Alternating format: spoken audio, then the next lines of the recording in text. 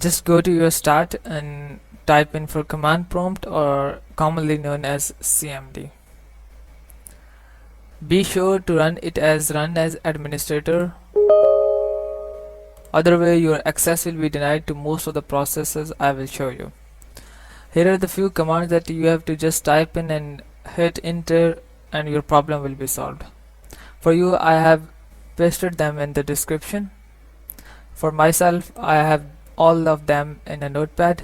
I'm just copying it, copy it, and go and paste it here. Hit enter. It should be a blank line as your output.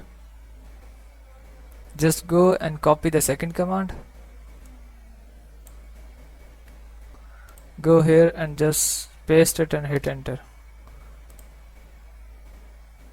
Go on notepad, copy the third command.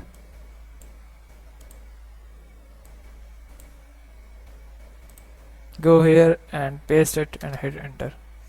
It will surely solve your problem. If you still have any issue, comment below, I'll try to answer that. If your problem is solved, please subscribe, like and share. Thank you.